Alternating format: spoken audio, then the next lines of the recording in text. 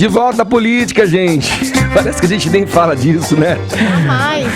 Política é entretenimento, Edgar. É isso aí. Roberto Carlos entrou na onda. Vamos lá, o ex-ministro de Jair Bolsonaro, o Gustavo Bebiano, egresso do PSL, participou ontem no Rio de Janeiro de um evento que oficializou a sua filiação ao PSDB. Ele afirmou que a democracia no Brasil se encontra em risco, abro aspas para ele aí.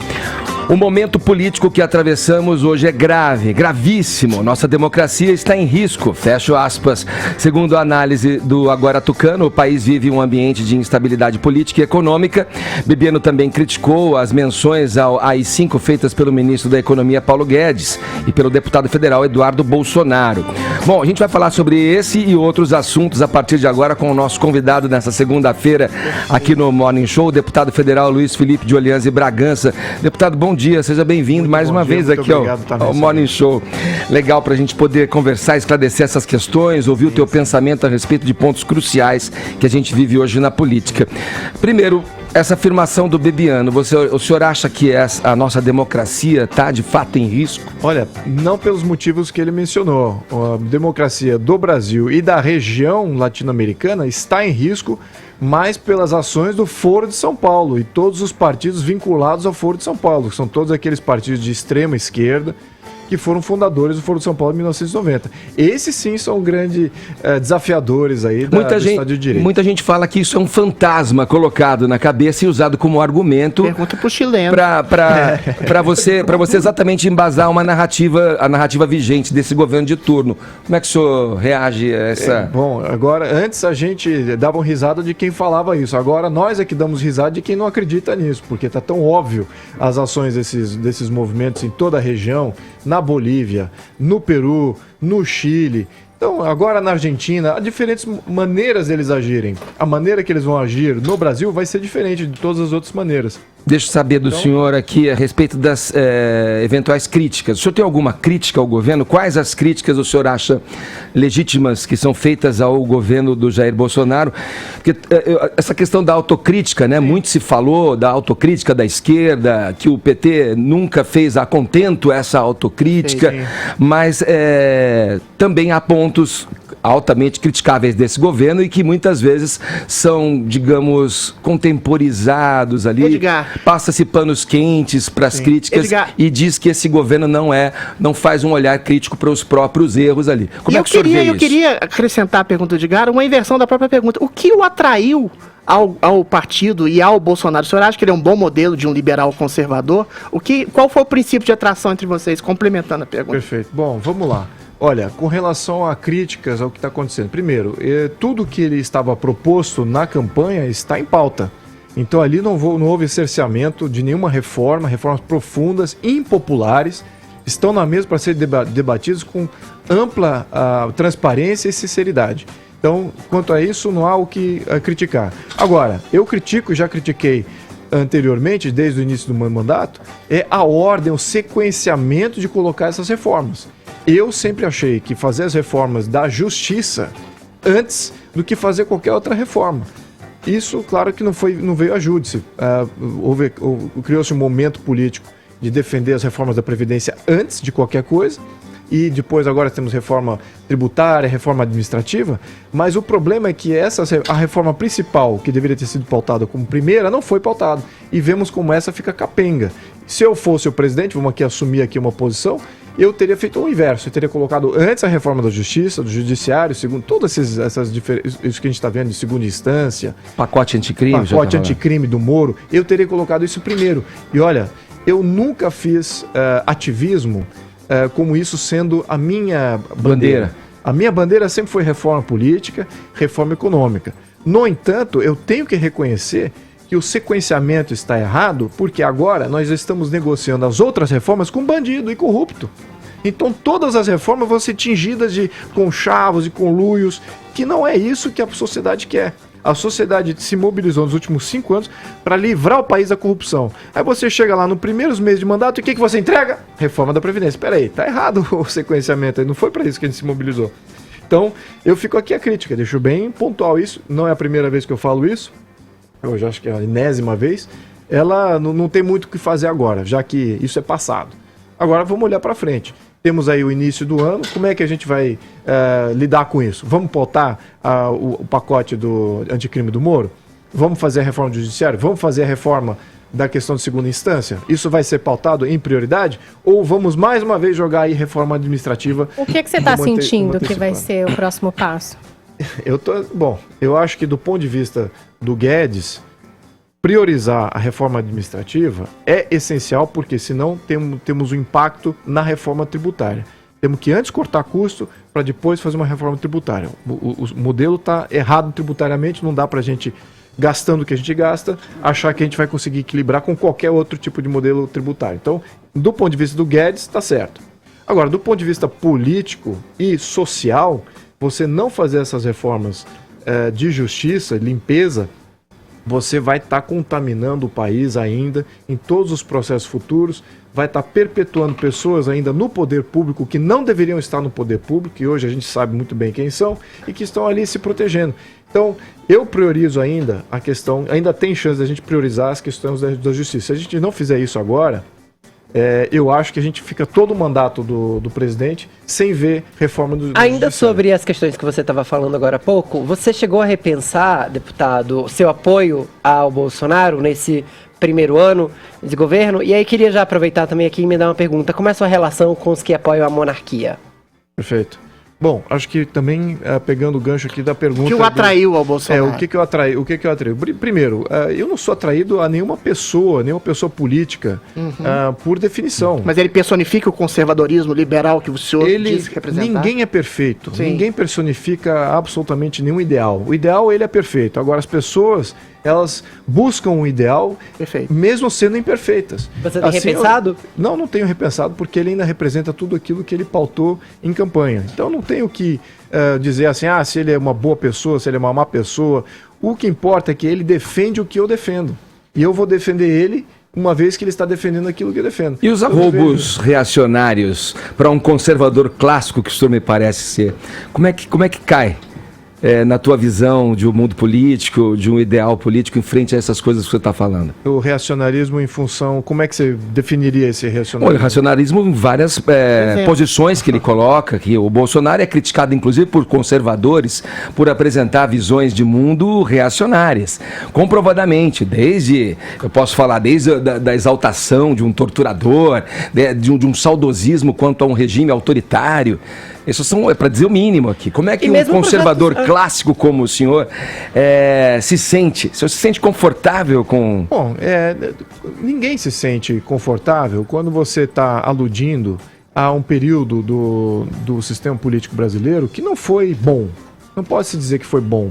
Foi algo necessário para o país não cair no caos. A tortura era necessária? Não, aí não vamos entrar em pormenores, é claro. Tortura não era pormenor, era um grande detalhe da ditadura. Nunca é aceitável em nenhum sistema. Mas o senhor acha que a ditadura de direita foi um sintoma, uma reação à possibilidade de uma ditadura de esquerda? Totalmente uma reação. E olha, falando até com norte-americanos, e amigos meus que estudam o Brasil, estudam os Estados Unidos, o que aconteceu nos Estados Unidos, que evitou também um levante comunista bolchevique nos Estados Unidos, foi uma coisa chamada CIA. Existia a CIA nos Estados Unidos, no pós-guerra, e a CIA limitou o levante de vários movimentos. Sim, junto com o FBI, a CIA fazia levantamento de vários subversivos que existiam dentro da sociedade. O senhor justifica o macartismo dos anos 50? Não, claro, os Estados Unidos se preservou em função disso. Você eliminou aqueles que são destruidores do Estado de Direito do pleito eleitoral. Condenou muita gente inocente também. Fez muita coisa errada, fez muita coisa certa também. Então, há um balanço aí a ser conjecturado. Em relação com os monarquistas. Agora, deixa eu só terminar aqui na questão do regime militar. Então, entendendo que o regime militar ele não veio como plano de poder. Ele não veio, agora é a nossa vez para tomar o poder. Não foi isso, foi uma reação à instabilidade política, econômica e social que estava. E virou um plano de poder de 21 anos. Porque era para durar o quê? 1 ano, 2 anos, uma transição ali. Mas isso é relação com os monarquistas. Não era o plano inicial, não era durar 20 anos. Nós todos bem sabemos isso. Isso é relação com os monarquistas. Era só 1 ano de intervenção para depois a gente fazer uma eleição. A minha relação com os monarquistas... Eu acho que o movimento monarquista é um movimento social, antes de mais nada. Ele está crescendo exponencialmente em função de ser um movimento social a priori, porque é um resgate cultural, é um resgate histórico, faz parte daquilo que todo brasileiro é. Por mais que vocês queiram ou não queiram lidar com isso, foi positivo no balanço das coisas. Temos uma grande nação sobre os nossos pés. Essa que é a realidade. Então, o meu envolvimento com esse movimento social é de apoio total. O senhor acha ainda viável hoje uma monarquia, um poder moderador, parlamentarista, como o senhor defende? Que medida... O senhor não acha meio antiquada assim, a ideia de uma família real ungida por Deus hoje ainda, no Brasil? Não entrando aqui no mérito de ter... você falou muito bem, não só de ungido por Deus, mas também por herança. Sim. Temos dois vertentes aí que foram removidos aí do sistema eleitoral. Perfeito. O sistema eleitoral é só eleição, só voto. Só voto também acho que é limitado isso. Porque aí você tira outros aspectos que são importantes, meritocracia, competência. Então isso também temos que reintroduzir. O voto não é perfeito. Enfim, acho que o poder moderador é necessário? Ele é necessário. Ele já existe. Ele é exercido ou pela sociedade, ou pela mídia, ou pelo Ministério Público, ou pela Polícia Federal, ou às vezes pelo STF, ou pelo Ministério Público. Ele tem que ser regulamentado. Ele foi removido do nosso sistema político. Por um rei, um imperador, como? Agora entramos na questão de se vai haver um rei ou não. Aí é uma questão futura do movimento social que existe aí nas bases. Fala, Fernando. Na minha visão, quando o senhor fala que a ordem foi invertida das reformas do Brasil, eu fico até meio chocado, porque nessa grande pirâmide de Maslow aqui que a gente vê, primeira coisa é a gente sobreviver, como o senhor fala da reforma do judiciário, os crimes já estão caindo no Brasil, o outro ponto que a gente pega primeiro é a reforma da Previdência, que é dinheiro no bolso do povo, é a reforma administrativa, que é, paradoxalmente, será que existe democracia com o Bolsonaro? Não. Porra, a reforma administrativa é exatamente o poder do presidencialismo, o poder da União, sendo dividido com as outras pessoas. É exatamente mais democracia. Obviamente a gente veio de uma hegemonia esquerdista nos últimos 30 anos, que foi a guinada desse mesmo regime militar que a gente guinou para a esquerda, e agora a gente está guinando para um centro no equilíbrio. A história... Pergunta, Fernando. A pergunta que eu faço é, realmente, o senhor acredita que o governo Bolsonaro, se ele não atacasse esses pontos principais do bolso do trabalhador, vamos dizer assim, né? Já que a gente sabe que a Klabin aí dobrou o seu faturamento no último trimestre. Não é mais importante isso do que a gente correr o risco de se tornar um Chile ou uma Argentina com o retorno de uma esquerda, do jeito que está aparecendo? Pois então, veja o Chile. O Chile estava numa situação econômica muito boa. Ele não tinha uma crise a ser debelada. E mesmo assim houve uma insurreição ali, quase que uma invasão externa, para fazer mobilização social e política contrária ao governo. Então não é só isso. A direita precisa entender que não é só atender a questões econômicas. Tem outros fatores aí que são necessários. Você tem que ter uma narrativa muito forte de tudo aquilo que existe. O marxismo cultural, ele ataca em sua plenitude não só a questão econômica, a questão política, a questão social. E o que o liberal faz? Só ataca a questão econômica. Então a gente precisa ter uma narrativa mais plena, mais holística, que enfrente, que é capaz de fazer esse enfrentamento. Porque o inimigo, ele vem completo, ele não vem só numa parte ali. Então, por que eu estou dizendo isso? Porque sou meio crítico aqui, apesar de ser liberal na parte econômica, até muito mais do que muitos liberais aí que se colocam, mas eu tenho que fazer alguma crítica também da postura liberal aqui. Porque muitos deles aí no mercado financeiro, nas indústrias, falam assim, não, esse negócio de corrupção, tá no preço das coisas, tá precificado já, vamos adiante, vamos andando aí, sem fazer essa limpeza, tudo tá no preço. Então não temos mais essa tolerância como sociedade para precificar e tocar bola, entendeu? Eu acho que a gente tem que fazer sim, estanque, parar com tudo, tranca a pauta, vamos fazer assim as reformas do judiciário, vamos fazer as reformas da questão de justiça, porque sem isso todas as outras reformas vão estar tingidas por corrupção. Vou dar um exemplo aqui esse ano, tá? 3 coisas que aconteceram esse ano.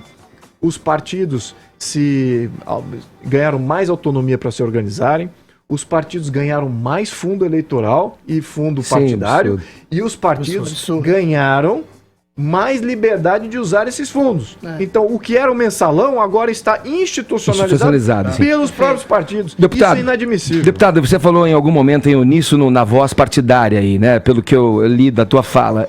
Como você enxerga a posição do PSL hoje, um partido totalmente dividido já em um primeiro ano de governo, onde deveriam estar todos unidos em torno das pautas, enfim. Houve ali um descontentamento de parte dos deputados ali, colegas do senhor ali, houve essa cisão e acusações mútuas ali de um lado e de outro. De que lado o senhor fica de tudo isso? Quer dizer, já é meio evidente pelo seu caminhar político o lado que o senhor está, mas como o senhor avalia essas críticas de correligionários que apresentam dados ali e saem em acusação ao próprio presidente Jair Bolsonaro, que usou a sigla para ascender ao poder de alguma forma? Olha, eu acho que o partido como um todo, os deputados que compõem o partido, eles não vão votar contra o governo, mesmo estando ainda fiéis ao PSL. Os deputados revoltosos contra o PSL, eu me incluo nesses deputados, nós estamos aqui criando uma base para o governo. Ao mesmo tempo, criando uma base partidária que nós esperamos ser uma base partidária exemplar. Todos os partidos do Brasil não têm transparência, têm problemas de compliance, tem, como a gente acabou de mencionar aí. E a gente está querendo criar um partido, de fato, com compliance já de início, já no estatuto.